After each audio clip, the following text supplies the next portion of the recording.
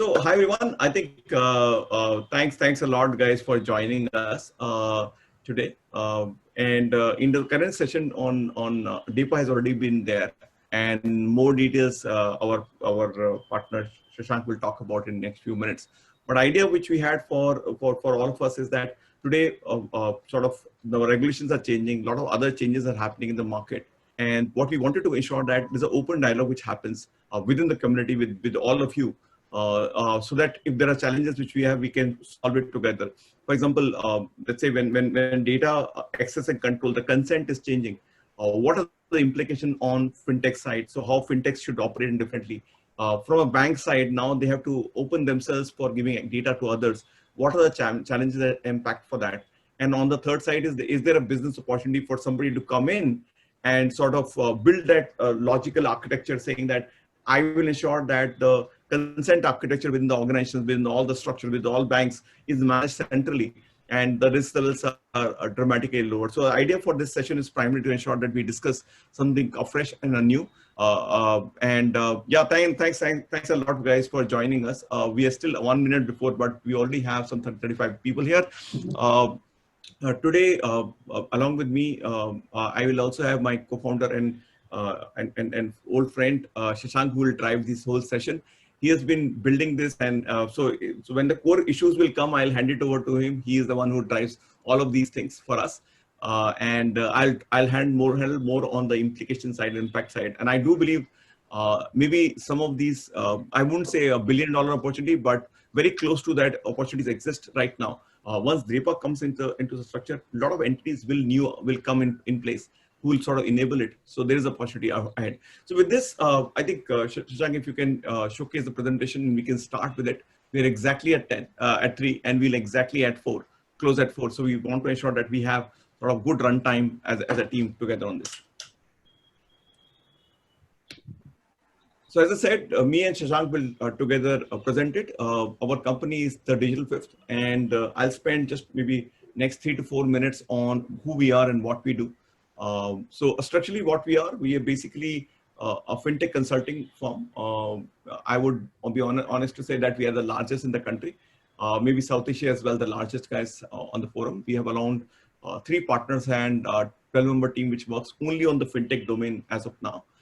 We are largely on the consulting side. So when we talk about consulting, we are talking about setting up a fintech, building new products, working with larger of the players in the country on innovation side, building digital strategy for banks, building payment strategy for banks, also working closely with various central government organizations and master government organizations as well to ensure that fintech ecosystem is sort of moves along.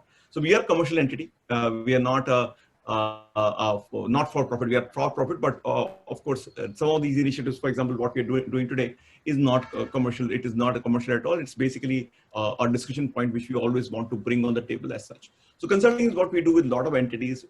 We started with the idea that co-founder as service is something which all of you should look at it. You need not hire each of these senior guys at this stage, and we work on this side that we work as a sort of co-founder with many entities as of now. And in last few years, I think we would have worked with maybe 30 odd companies where we have led the company. Sometimes it's difficult to figure out who's the CTO, CXO in the company. We are all that much close with each other. Next, we move to the partnership side. We right now are partnering with a lot of fintechs in their go-to-market strategy, access strategy, and all of that. So that's one big piece we right now work on. Guys, can you just work on their admitting the new guys, because I think it's coming to me for approval. So moving to the next one, which is the partnership side. So we are very scaled on that. A lot of entities from foreign come to India through us. And during COVID times, I think there's a movement issue. So a lot of partners we have sort of added to our business in that structure. We work with a lot of entities right now on go-to-market side. On the training side, we work with we've been a big trainers. I think we have trained by now 2,600 people in the country, end to end, and that has been very fast to scale. And we are adding more products. So we've done for open banking, we've done for digital banking. We have done a lot of things around cybersecurity and others. So we've sort of, that business is right now scaling. And post-COVID, obviously, everything is digital, and we no longer work primarily only on physical side. So let's move on to the next slide, please. These are some set of customers from a government perspective, large firms, A lot of AI/ML companies we work with, a lot of education institutes we have sort of delivered lectures, take actually courses, full-time courses there.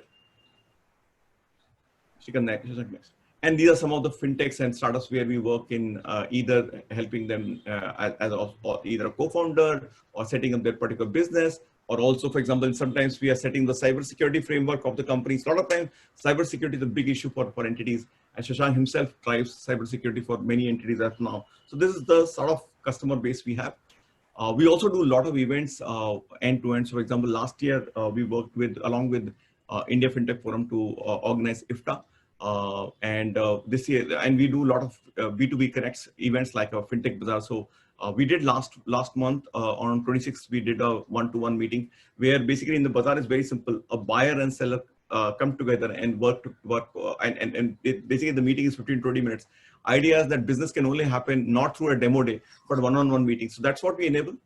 And next one is coming up very soon. So if all of you, any one of you is interested, you sort of can join us there. Yeah, so that's the idea. Then we are doing, just move on, that's okay. Then move on to our upcoming event. So we are running this 4-month course.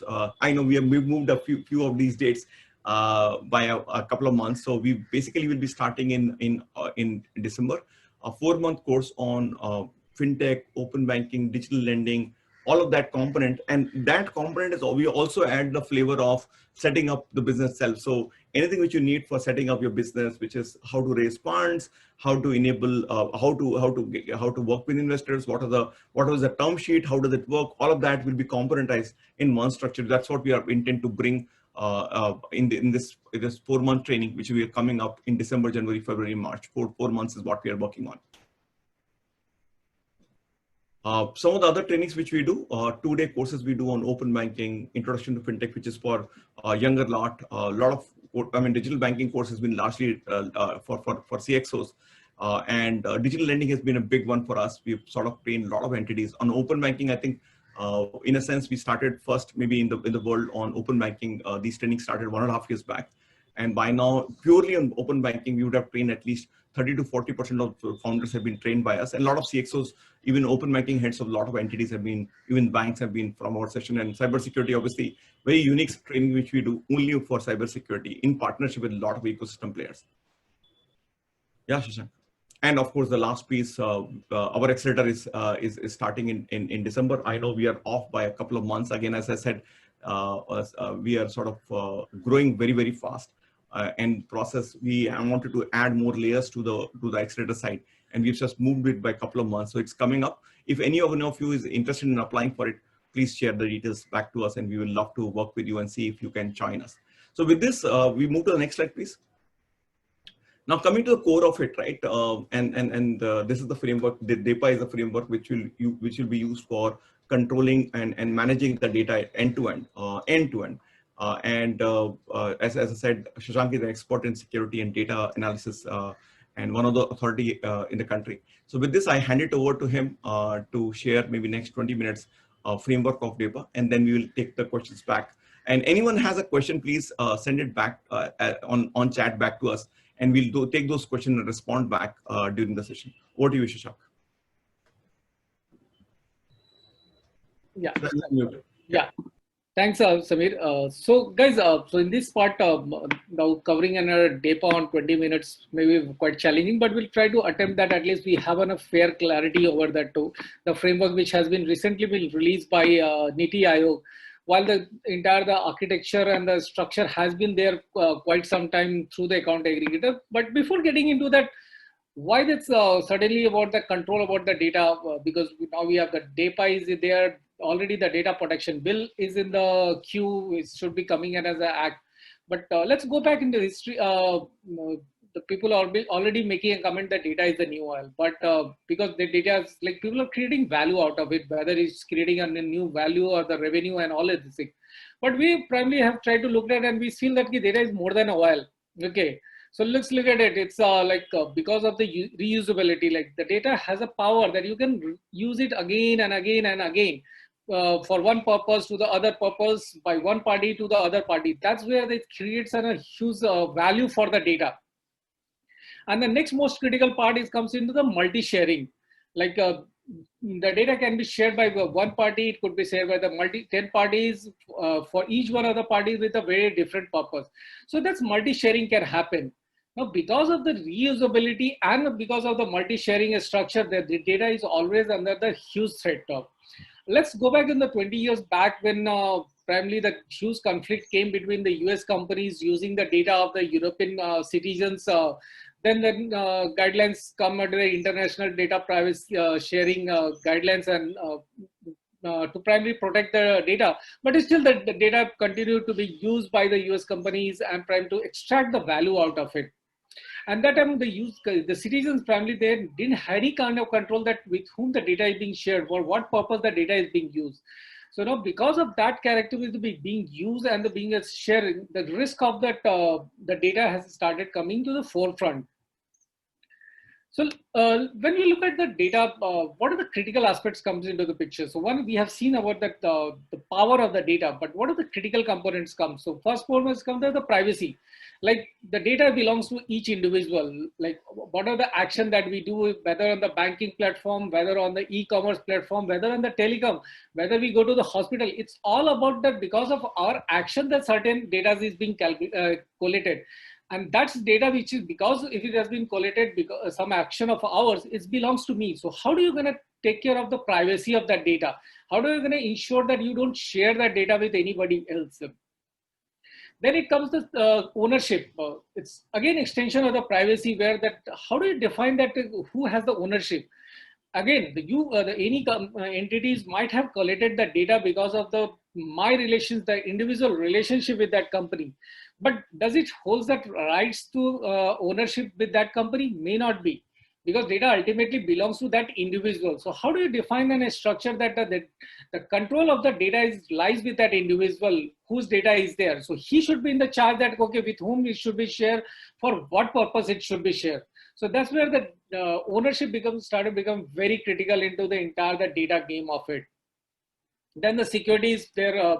Again, where the data is stored, nobody can get an unauthorized access. Data should not be compromised, should not be stolen. So all that frameworks need to be there, and those are security. So since you have started collating the data, you have the responsibility to ensure that the data is being secured.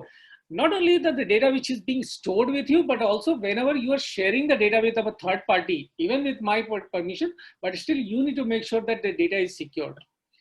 And again, the power of the data has evolved because of the processing capability we have seen in the last couple of years, which has increased tremendously, be it in the uses of the analytics. We have seen that power of the AI has evolved in the last couple of years, which has started generating lots of insight from the data. The earlier set of the data which was there, today they remain the same, but you can generate the lots of insight because of the power of the AI has come. Then you have the cloud computing, so which has also again made it the processing capability much higher, much better. You don't need to worry about that having the processing capability, which is more from the server perspective. That you not need to worry about it, and that's where most of the fintech is trying to exploit that power. And the third component of the processing capability is the API, which has made the entire data sharing very easy between the two parties. So now you don't need to just generate the Excel files and try to figure it out, that transfer file through the FTP or SFTP server, but just between an API layer connects, then the data can be shared and the huge amount of the data can be shared. So these are looking at the critical aspects and challenges around the data. And since now the fintech has started coming into the picture in the last 10 to 15 years, which has generated the value out of this data of individual, and also came about with a proposition that new business proposition can be added on that side. So that's where it was accepted that okay, data can be shared, data should be shared. But how do you make sure that the data is being shared and being used in a very controlled and structured manner? Government as well as the regulator didn't wanted that to diminish the power of this data which is available. They want to exercise and ensure that the data is being used rightfully. And that's why the entire DAPA architecture came into place. So you would have heard about the India Stack, where India Stack had the 4 layer, which was primarily the presence-less layer to the paperless layer and then cashless layer. the fourth component has always been the consent layer. So that concept has been there for the last couple of years being there, and it has been in the process of making. So it has not been in existence, that consent layer, but it was talking about that how the data can be used with the consent of an individual. So now that we have already seen the last year, the account aggregator things has come into the picture. But how do you make sure the account aggregator works? So to make the account aggregator works, which is again about the uses of the data of an individual, the consent architecture has come, and the consent architecture is now formally formalized today through the DAPA architecture, which primarily data empowerment and protection architecture. So empowerment is all about that, making sure of the ownership and the privacy, while protection is all about the security. So now the DAPA architecture, so look at that, there are primarily three participants to the entire whole process of the data management. One is that individual whose data is being generated because of the certain actions, like when you do the franking transactions, the banks has the data. When I do the mutual fund purchase and sell and all these things, then the data is available for the mutual fund companies. If I'm doing a transaction on the e-commerce side, then what are the purchases I'm doing, the data is being generated and maintained at the e-commerce. So all the entities, so I become an individual whose data is there. And this individual could be the SME, it could be the sole proprietor, it could be the companies also. Now there is a guys who are holding that data with themselves, where that actions are being taken, and that's primarily being called as a data providers. So bank, telcos, hospitals, and all this comes into the picture. And then third entity is being figured out, the data users or the data consumers who are primarily going to use this set of the data with the involvement of that fourth layer comes into the picture. That guy who is managing the consent will go into the deeper aspect of the consent characteristic, but the primarily making sure that he picks up the agreement of the individual to allow him to share the data, which is holding up with the data providers, with himself on the data consumer. So that has been the entire three-layer architecture is there. Now, why the DAPA becomes much wider than the account aggregator? Right now, the account aggregator may be the first use case which will be building on DAPA, but DAPA has been planned to extend beyond the banking data and the financial data. Is being planned to cover about the health related data, which again can open a new business opportunities and the value for the individual. The telecom data, because like huge number of the individual data lies with the telecom guys, be it in terms of your SMS, be in terms of your call.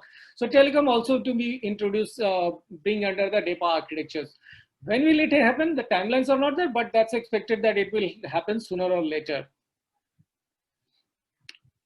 Now, look at some of the characteristic more on the DAPA side is primarily enabling the regulation. So it's putting a kind of a structure in place which is powered by the legal framework, which is coming from the Personal Data Protection Bill, which will be acted and act. So it's coming with a legal framework as well as the regulatory framework, which has been supported by the RBI, the SEBIs, the IRDA, the Provident Fund regulatory framework. So all the regulators are backing it to do a supervisory control over that also. So the guys anyway who is coming to the part of the account aggregator framework or any future framework will be under the supervision of the RBI to the compliance with respect to the DAPA. Then also it's promoting that public and private organization with some incentivizations, like the guys who is holding the data and willing to share with a third party, how does he gets benefited because he is managing and holding the data. Then the individuals, how that like he's allowing somebody to use my data, how does he gets incentivized? But how about the guys who is playing in the role between to handle the consent? So right, this is the guys who is going to play that intermediary role, but he's not going to have any control over the data. But how does he gets benefited into the entire process? And then more into the technology standard, because it's all about the flow of the data from one entity to other. How do you make sure that entire technology standard has been very defined into that? And on the purpose side, that we have been very clearly talking about that it's more about that giving the individuals having a control over his data. So tomorrow I can control over that data, that whom it can be shared, for what purpose it can be shared. Right now, only the holders has the control that with whomsoever he can share the data. Then democratizing that entire access. So right now the guys who's holding the data primarily completely trying to have the ownership of the data, and the data doesn't get shared with anybody. But now that individual data can be democratized and can be made available for the anybody who wants to use that data and build a value proposition on top of it. And then the most critical bit, provide a framework which enables the secure transfer of the data between that two individuals. So being the data providers to the data users. So how the data being shared.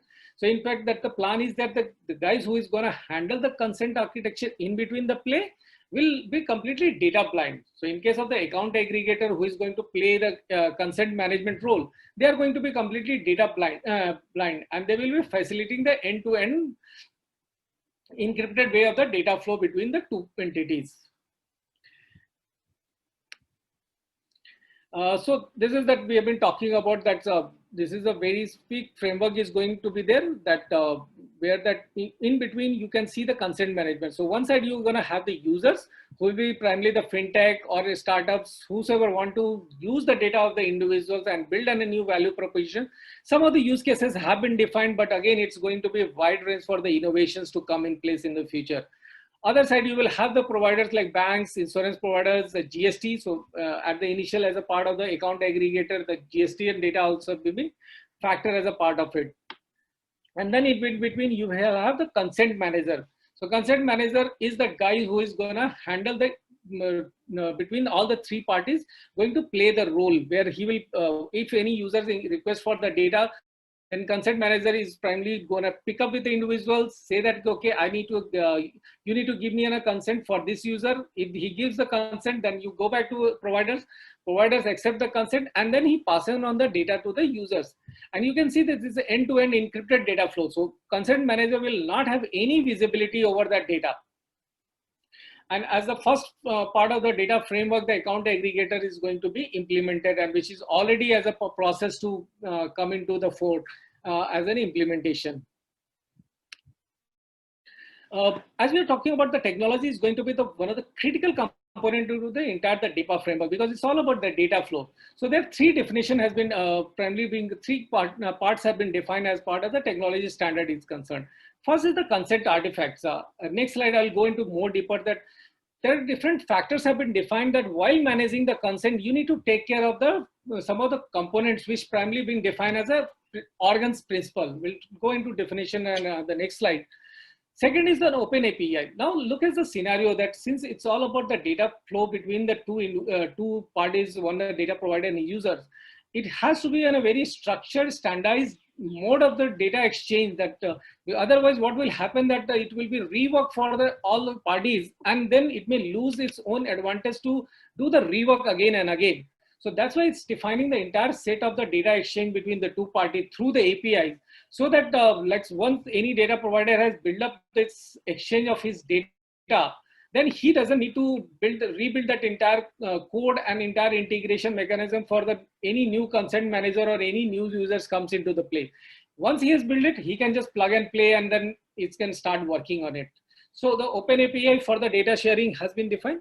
And third is more on the information standard, like what kind of technology standard you need to have, because you need to take care of the scalability, you need to take care of the security, you need to take care of the resiliency part of it. So that's where the entire information standard has been defined, that you to take care while building the technology layer to support the data architecture.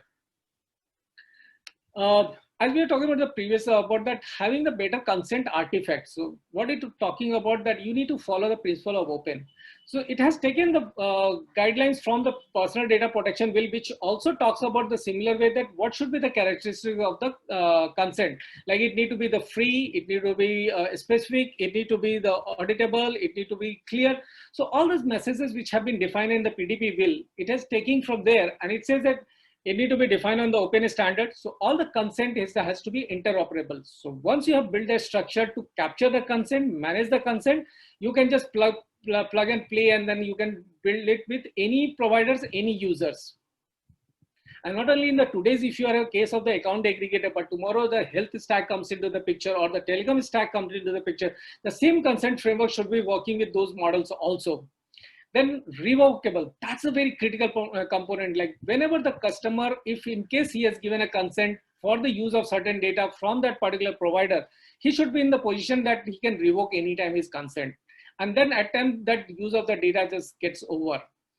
Then it need to be granular. Like today, when you need to share the data, you completely pull out that statement and give it to the any users who want to use that.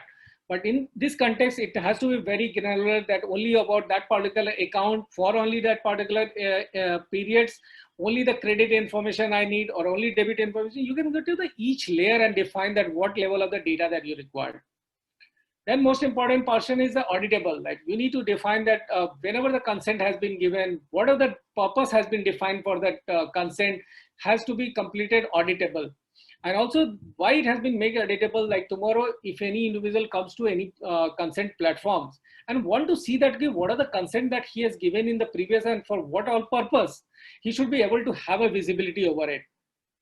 Okay, so need to have the auditable notice, like whenever any consent has been given, he should be able, you should be able to send out the notice through SMS or through the email that, okay, no, you have given the consent for this particular purpose.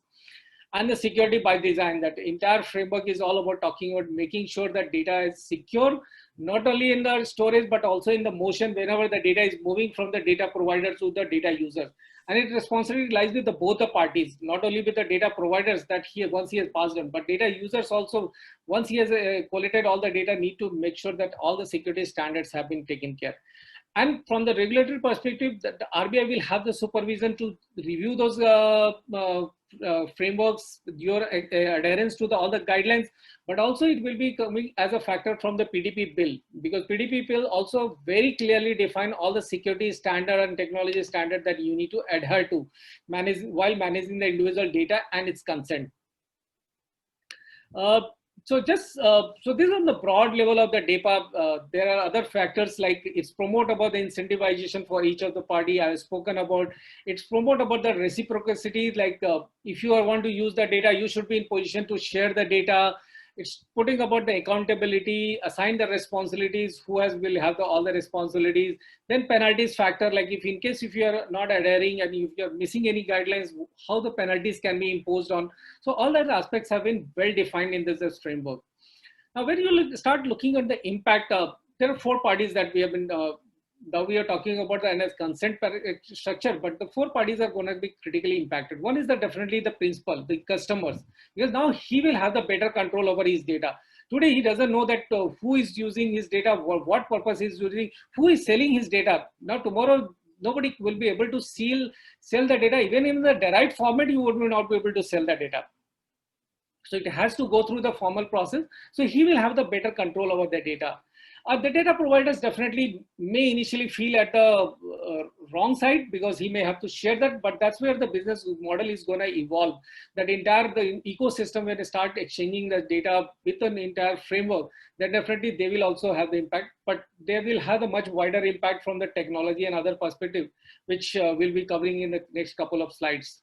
Then the data users, which we are talking about, the data consumers who will be obtaining the data from these data providers. So they will also have new business model we'll see to evaluate around that. And the definitely regulators. So now regulators have some kind of framework to which they can assess the protection of that data privacy. Okay, so that's where that they have a much better picture. Now we'll try to look, and that's where we attempted about this session, that we wanted to look at the various other aspects that where it can have an impact, be it in the technology aspect, be it on the business aspect. And from there, like Samir, we just talk about some of the impacts. So Samir, over to you. So I think what we'll do is, I know there are a lot of questions, guys, are coming right now, and I'm not saying we'll not handle them. We'll keep our sessions short, as we said earlier as well, and ensure that we will have a space of around 20 odd minutes for Q&A. We are almost halfway through, so 10 minutes is what I will take, and another 20 minutes we'll take on Q&A, and happy to take as many as you want.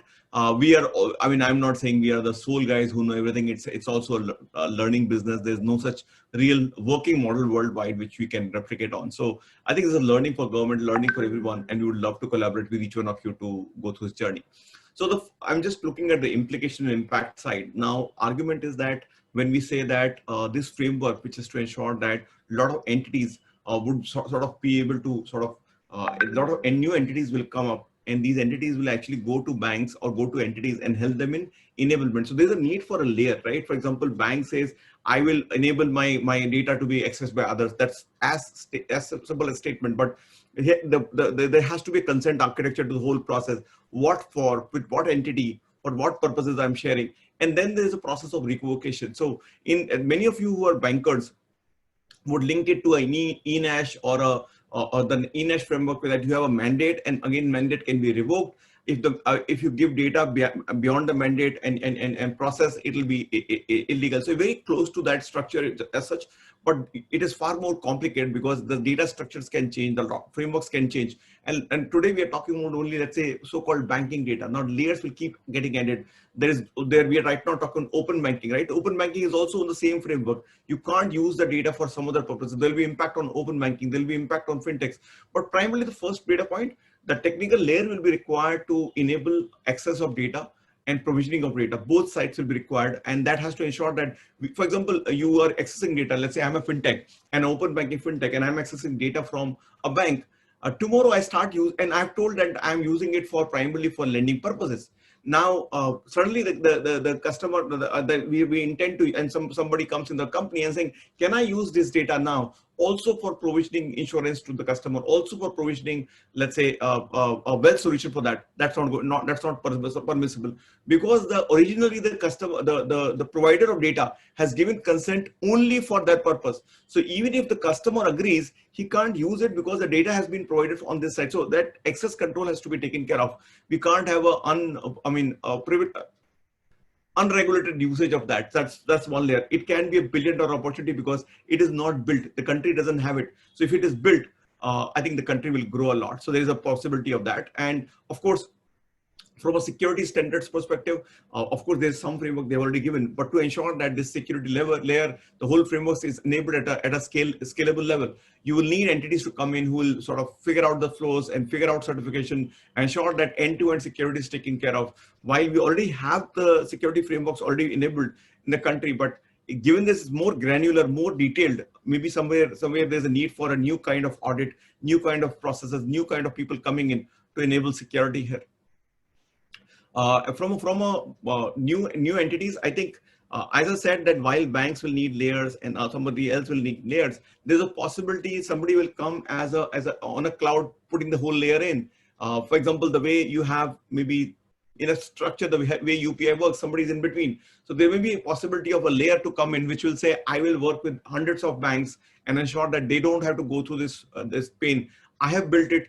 I'll ensure that the railroads are built between me and the bank, and including the consent architecture and of course data sharing. All of that, they will be enabled. So this is while the first one, technology layer, is more of B2B services kind of framework, which will come products and services. This is more of a independent entity coming in the country, which will ensure that you have this whole exchange of data on their frameworks.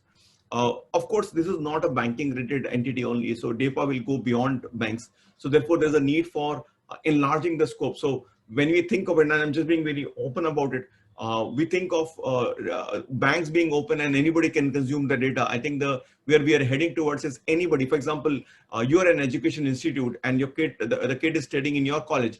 If you go back and ask banks to share the data so that you can get the lending done to your student in some way or other by any other NBFC, you may also be asked to provide the customer the student data as well on the platform, so that the banks can use or somebody else can use for some other purposes. Let's say e-commerce giants or search data giants. Today they are not sharing this data, and the data is the reverse. They are, for example, some of them are having a platform on which they are doing payments and everything else and using bank data, but they're not providing it back to the banks for any purpose. That becomes suddenly proprietary. That will go away. It will become more of a democratized process where the ownership is with the user, and the user will actually share with. For example, if I want to share my search data with my lender, so be it. Of course, there has to be monetization structure to it, but we can't say that this is proprietary, that is not proprietary. If it's bank data, is non-proprietary, and it's customer data. And the moment I have search data, it's actually proprietary data of the platform. That's not going to work. So therefore, and from a monetization perspective today, just to give you an argument, let's say bank data is picked up through screen scraping other processes, and a lot of statements are encoded, PDFs are converted into data and used. So banks obviously don't make that money on top of that, or maybe NBFC or anybody else is not making data on top of that. So this platform will ensure that if they want to charge and the DAPA does not say you have to provide free, that framework is not there, how much cost, but its monetization framework is there.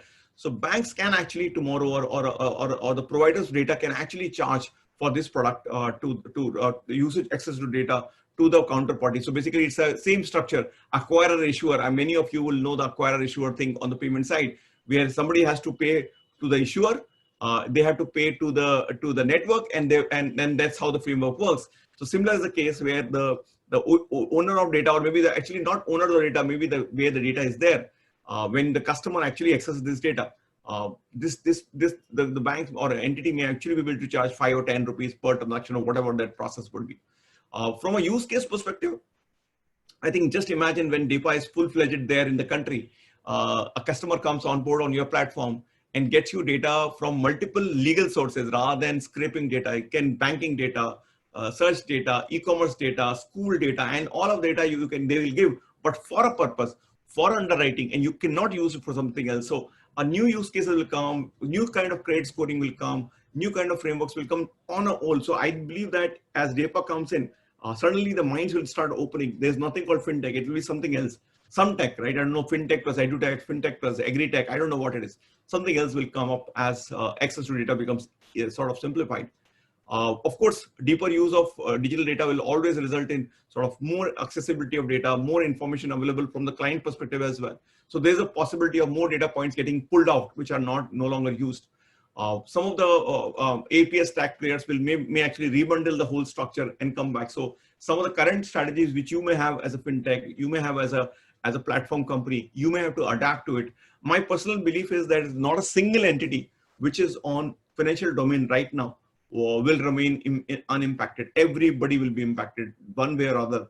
Of course, it may take some time to kick in fully, but if you ignore it, it is going to give you some pain as well. So let's move to the next one.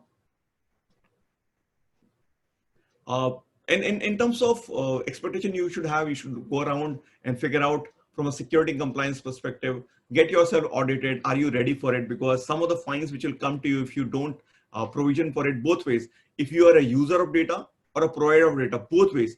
If you give access to somebody else your data without a proper consent, you will have a challenge. If you use somebody else's data without the consent, that's also a risk, right? So you need to be able to ensure that data is used in a very, very careful manner. You can't have somebody, any other entity or any other unit in the system accessing the data on the database level. So somebody says a start search from the table and start using it on Excel. You will start breaching the framework. So I think there'll be expectation of higher security and compliance. You may need a certification process as well to ensure that you are DAPA compliant at the entity level, because it will become sort of law, right? So you need to be compliant. Some of the process which you use for your current products and processes, of course, on the way you do a data exchange will also change. So that's largely the implications we are thinking about. From a cognition level, you need to look at skills. Most of your employees will have no skills around that. Maybe you need to train these guys for new skills. The product managers have to be trained on these skills as well, because if the product managers don't know, they will create a deviant process. The way you guys have learned, every one of us have learned KYC process. Same is the case here. We'll have to learn this process. Otherwise, we'll go wrong on the skill side and we will make mistake. Innovation as a culture, obviously, suddenly nothing is proprietary. Whatever you are holding right now will become, for example, I'll give you another bad example. So payment gateways are using bank data for lending to their customer. What if the payment gateways are supposed to share this data back to anybody who wants to use this data? For example, I, Samir Singh Jaini, have used my payment gateways across 10 platforms. Can I aggregate data and share with somebody else saying this is the kind of data which I've been consuming? Would you want to lend against that, right? This is my digital footprints. So innovation as a structure and culture will dramatically increase, because, and you will also have to do more partnership, because you will be able to access data. You will also have to provide for data. You may be actually consuming data from multiple sources, processing it, and then somebody else is consuming data on the third party side. So I think mindset will have to change. It's not that we have learned everything, but we are also on the verge of, on the progress of learning a lot on this. And that's the last piece. What we are right now building upon, and of course we are also sort of learning, as I said, but we are trying to figure out if you need a business advisory on this framework, we will work with you on the process side. So this is a new offering we are providing on right now. While we do consulting on the fintech side, on the process, product, innovation, and all of that, and security. This is a new service we are adding to our layer, which is about ensuring that this framework comes up, you can adapt to it, you can realign your business models, work with you closely on the strategy side. Maybe you'll find a fault there and which we'll have a challenge with. Monetization, for example, most of the guys whose data is getting used are not monetizing. Tomorrow, what if the lender or bank can actually monetize it? And imagine that data is getting monetized. Suddenly you have a new set of revenue coming in because customer is actually using your data. That revenue is no longer not occurring at all. Millions of loans are given outside banking domain by third parties without giving any credit back to these banks, and banks will suddenly have a new revenue. If you're a lender, new revenue. If you are a exchange, you get a new revenue on that. From us, of course, we will do a lot of deep training. So this is one component of it that we have brought to the table. But we have a much deeper sessions of trainings planned, which we are planning to start very soon. And we can do it in your corporate level as well. So both corporate training and internal trainings we can do. From a compliance security side, while there's a business advisory we can do, we can also work in your compliance and security side as well and make it end-to-end work. And of course, innovation side, definitely we can help you in building the structures, running hackathons on top, getting you more ideas how you can sort of monetize this at this point of time. So with this, we stop right now. We will basically take more questions right away. Maybe I'll just look at a lot of questions have come as well. And thanks a lot, guys, for joining. I think it's a big number right now. Non-commercial entity activity and seeing so many of you here, it's amazing. And so many questions here. I don't know where to start now. So Shashank, the first point is data accuracy and credibility is a big challenge.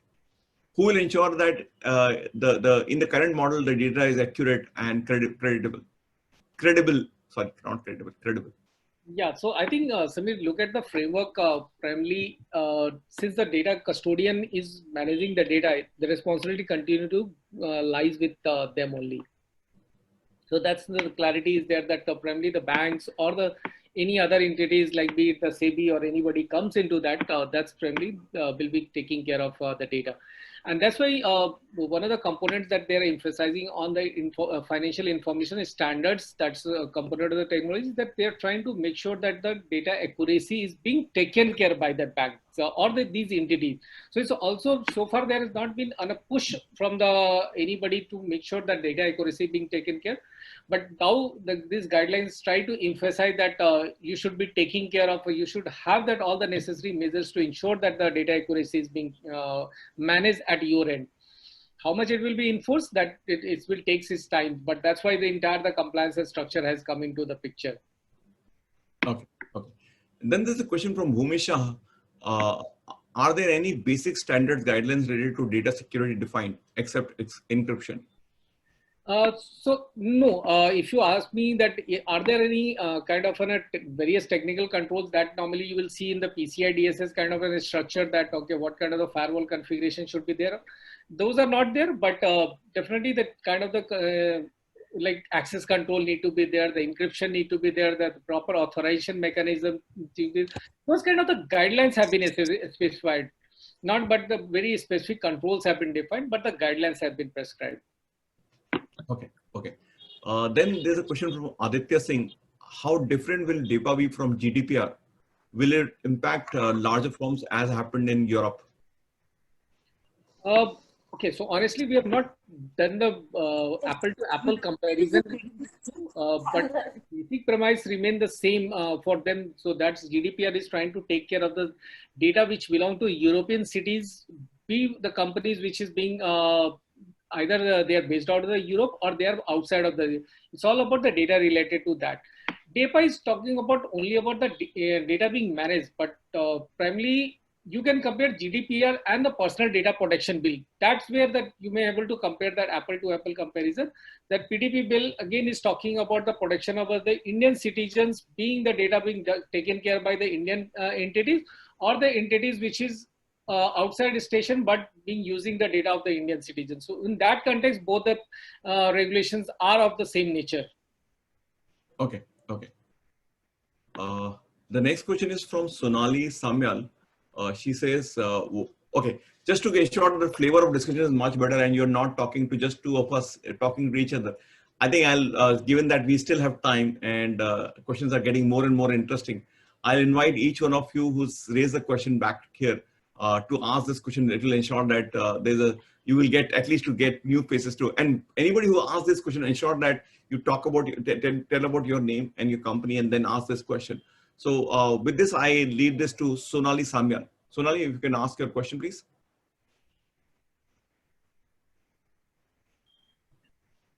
Okay, if she's not asking, let me ask. How does PDP and DEPA work together? What do FIPs and FIUs need to adhere to? Both? Sorry, FIP is that? And FIUs need to adhere to. Do they have to adhere to both, or they have to adhere to DEPA, or they have to adhere to PDP? Okay, so that's a good question. Not a straight yes or no answer, but definitely the PDP, if you personal data protection bill, if you talk about it, the basic premise of both remains same, the consent management. Well, the PDP will have the wider implications, wider application in like anywhere you are there, you have to follow because it's going to be act, and that's why DEPA is being having a legal framework coming from the PDP. So they are not trying to go beyond the PDP. So everything which is there from the consent management perspective and the data protection perspective, everything has got the legal framework from the PDP bill. So if you are able to follow the DEPA architecture, you will be primarily being adhered to the personal data protection bill also. Now there are additional factors are there in the PDP, but from the business context perspective, if you are able to adhere to the entire the DEPA guidelines, be it on the technology, be it on the security, be it on the consent management, you will be adhering to the act also. But definitely it's need to leave it into the finer details because law being law, it has always a very different implications when it comes to the applicability. So you need to be very careful about that applications. While on the data, primarily the supervision will be more from the RBI, while on the PDP it's more with the regulatory supervisions, which will be primarily coming through the data protection authorities. That's one new self-regulated entities will be created. They will have the supervision, but from the financial data perspective, RBI will continue to have the supervision also from the DEPA. Okay, so Malvika, in the interim, we may have many of the guys also in the group, which may be have that anybody would like to add. They were most welcome to that. I think all experts are there. I can see so many of them. Yes, absolutely. So Malvika, can you give a feedback form back on the group so that people have can respond back? Yeah. So I'll just put it on the chat. Yeah, please.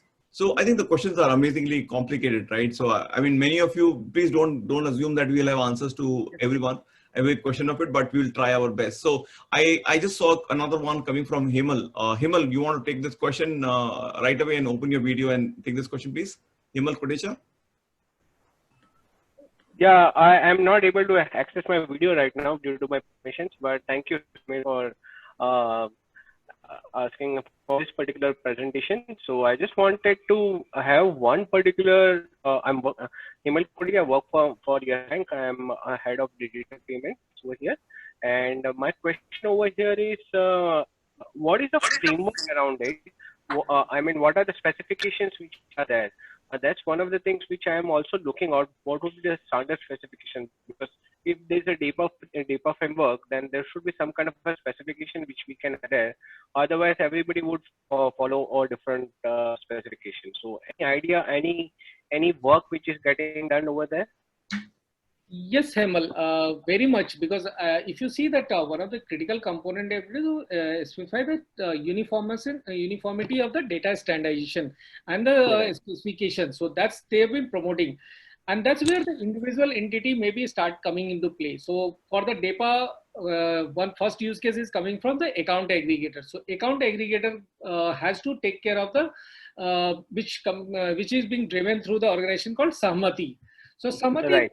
Along with the RABIT, which is again the RBI arms, have defined the various specifications that in that particular format, your consent has to be managed, your data flow has to be managed. So if you go to the Rabbit side, you can see that entire the API specification has been released, which all the data providers and the data consumer has to follow.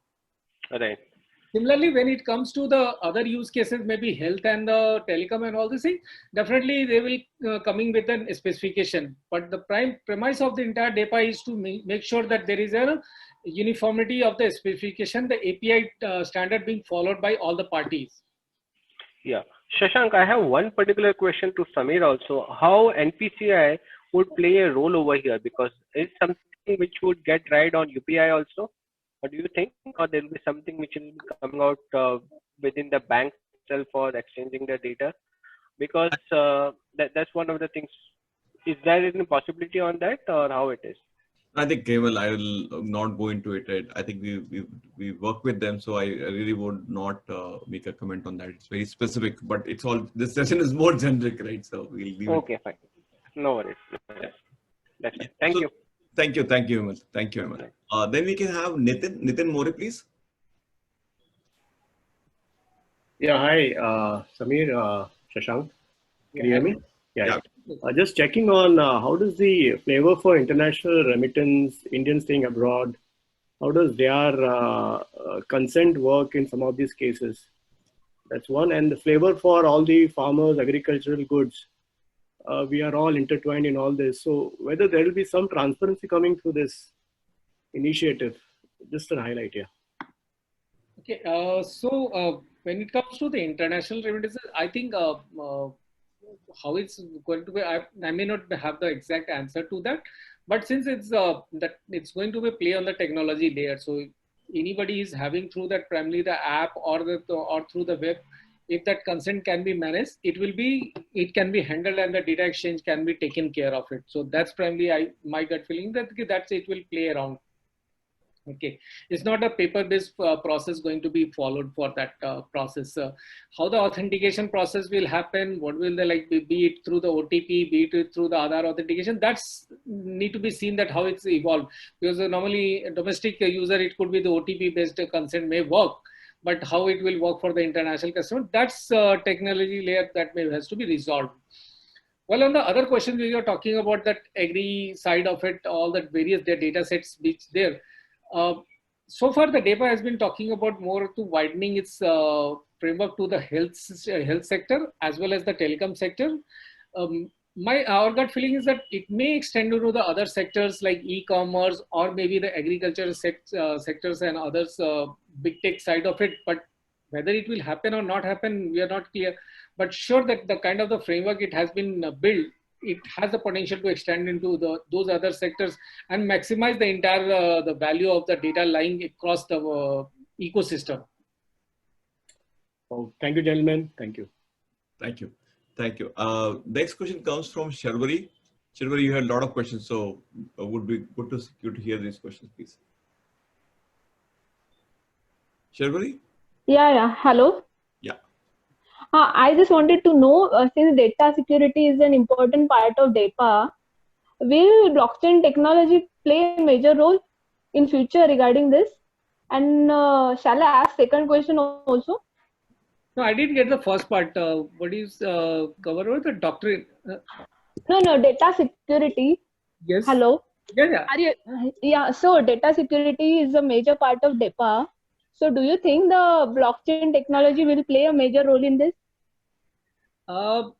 It's difficult to play around, but it can have that because we may see, that's why we're talking about that, Samir, when we're talking about, we may see emergence of the new technology entities which may play a role between the data exchange, taking care of the data exchange from the data providers to the data users. And we may see here, I'm not sure, but whether it will happen or not happen, but definitely there could be a potential that blockchain layer has been created between that party and where the data flow can happen, because it may provide an additional level of security. But it's all about the innovations. How does the innovation play around that? If you are able to take care of the basic premise of the consent, basic premise of the security of the data, I think the technology, underlying technology may not matter. Yeah, in fact, it can be other way around as well, that in blockchain, we want to hide everything and nobody knows what data is there. Maybe it may be other way around, but I will not go against any blockchain guys, otherwise I'll get beaten on the road. Yeah, so. Yeah. Samir sir, this is Shiva here. Samir and Yes, sure. Hi, how are you? Thank you so much again. Awesome. No, just to add to that question, right? I think the immutability factor of blockchain kind of creates a challenge when it comes to the legal binding of storing the data. I think the DEPA model says, you got to purge the data after the transaction flow is complete. But it kind of runs in contrary with blockchain's immutability factor. But I think the prima facie priority, the data which is required to make the transaction, that might not be stored. But you can have like fiduciary outcomes of that transaction, which probably can be stored. We don't know. But this is my thought process on the legal side of blockchain. Yeah. Rightly said, Shiva. Rightly. Yeah. Thanks. And Shiva, you also had a question to ask. Go ahead. Yeah, my question was more around the consent management, given the framework is looking really good. The challenge I feel is more around people who are marginalized, who don't understand the legalities of the entire financial ecosystem, right? So for prima facie people who have smartphones in the cities, they might understand some level of consent management, which they are probably doing on and off today.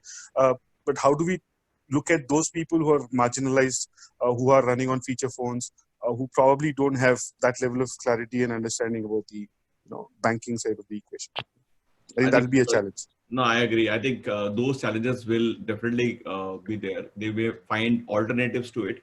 But I think figuring it out is not going to be easy. Any which way, all of us share all our data right now to everyone all the time. Given that we are on Zoom, we'll be sharing I don't know what all data. Yeah.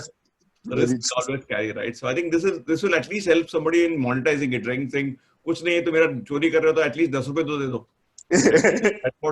That's where it will go. One point to all of you, please keep giving us feedback. I have shared the link back to you guys. Keep giving us feedback because we intend to do more such sessions, more such open sessions, and getting a feedback from you saying that it works or doesn't work, and what more areas you would like to us to come back. So we are definitely working on newer areas. Definitely working on, for example, account aggregator is a framework which we will be mostly bringing back. Raising of funds, I think we intend to do a session on that. There is also a discussion point that we will do one on threads with the help of my friend Ketan. So we intend to do more such sessions with each one of you. I think as we run into the last few minutes, maybe I'll take few more questions from all of you. So the next question is from Samir, Shashank. Yeah. Hi, Samir and Shashank. So this is Saurabh. So good to see you guys once again. Yeah. Right. So my question is that if we talk about the DEPA guidelines, so on the infrastructure side and the application side, what we're talking about. So isn't it all these guidelines are already there. If we say user access and different protocols being used in open banking and all. So isn't it already there and the best practices are there? So what's different, was being brought into play at the moment? I think while more detailing, Shashank will be able to do, but if you look at step back, right? Suppose I have made data with XYZ bank. How can I provide it on a real-time basis to our customer? Give me an idea. Let's say I'm right now doing, I have a loan with one company, let's say, let's not be bank, right? Banks are slightly more sharper and they may give you access. I have a small entity, small bank there where my loans are there. I have to provide this data to my, to a lender. How do I do it? There's no framework. It has to be done scraping and all of that other processes have come up because there's no structure to it. There's no framework of handing off data to somebody else with accountability be attached to it. So it's more like a stamp saying, follow the process, do this and ensure that you're ethically correct. And today, if you, let's say, if I don't know about GDPR and all coming in, what happens, but today, if PDP comes, if this enabling framework is not there, it's difficult to figure out who's using and who's misusing. With this framework, you have a framework that you took this data for this purpose and used it for third-party purposes. You can get audited. And maybe if you fail the audit, maybe you get fined for it. The same way you have KYC, same way you'll have a usage of data also getting patterned and controlled. Yes, thank you. Yeah. I think we have still some space for one or two more questions. I'm just trying to, oh yeah, Vivian had one question. Vivian? Yeah, hi guys. So I'm part of the Truecaller team. I work on the fintech platform there. So one of the questions that we had, because we've dabbled in the whole account aggregator framework as well. And so one thing that I want to understand is that, yes, with respect to the account aggregator, there have been guidelines in terms of how the Revit specs are supposed to be and so on and so forth. And there's a guideline for fintech, banks and FIPs to, kind of pass this data on. Now, essentially, a lot of the larger players out here who's into digital lending, etc., are new age enterprises, which actually have different processes in place. Now, coming to how that entire landscape is going to evolve because of this, it comes down to the whole reciprocity rule, right? Like for a player like Truecaller, we have derived telecom data on our systems as well. Now, how does this whole framework, take into consideration players like us? How will reciprocity be enforced there? Because you take Google Pay for that matter, they are an umbrella of Google itself, right? With access to a lot more search data, etc. So now if Google Pay were to, tap into this whole system, would it also extend to, data that Google holds itself, right? So those kind of things are very confusing for us in terms of, taking a strong viewpoint in terms of where this will head and how we will have to adapt. So that's basically what I wanted to ask out here. I think it's a very awkward question or difficult answer question for us to respond back. My personal view is that it's a give and take all the time. I think the banks have been givers and everybody has been a taker, right? That's how the world has evolved. And of course, everybody has become a giver without them knowing how to give. It has been pulled by somebody else in a very awkward way. We all do it all the time. So I think that's where the process has got broken and they're fixing it. So the new frameworks as DEPA is a only enabling framework. As it gets over, let's say starts getting established on an e-commerce side or maybe education side or maybe in the government side, all of that side, it'll create its own repercussions. So that's what we're saying. We are all in the journey of learning, and we also don't have those answers saying if they pull data from you, what do you have? And maybe at a consent level, if they pick up, they can create an alternative for you, right? So because yours is a slightly unregulated entry, anybody can copy. So those are risks which we ought to all carry. Maybe the reverse is also true. If we get the somebody else's search data, I don't know what all we can do as well, right? Sure. An additional question, from your viewpoint, do you have any kind of thoughts in terms of the kind of time frame this would take to evolve to a place where there would be enough entities that actually tilt the scales in the Indian landscape? I think Shashank, you can take it, but just one feedback for all of you. Please give us feedback. It'll help us a lot in improving from here in the next step. So we've just got 11 feedback out of around 85 guys who have joined us. Usually useful if you guys can share this feedback right away. Over to you, Shashank. Yeah, so Vivian, if you look at it, it has not defined any kind of a time frame, because it has lots of dependencies on the digital readiness at the back end. How many data providers, be it on the bank side or the NBFCs, may be today ready to share the data? They may not be. So that's why even in the account aggregator space, which has already been released, you have not seen that it has been mandated. There's no guidelines. And as far as the bringing the other factors also into the pictures, like say, for example, health and there also that timeline has not been defined for the same reason. But one thing is here that when the data protection bill comes into the picture, which will be primarily Act, and Act is not a regulator which gives you timelines for the implementation. So once the Act has come into picture, you will have to adhere to that. So from there, that you will start managing the consent part of the for sure. While the data exchange may take time because of the data readiness and the infrastructure readiness at the data provider end. Got it. Thank you. Okay. And maybe any other question, because I think we are in last few minutes, open for last few questions. Sorry, guys. We are open for last 1 or 2 questions with an open floor. Anybody can ask this question, please. Anybody can ask this question right now. Go ahead, please.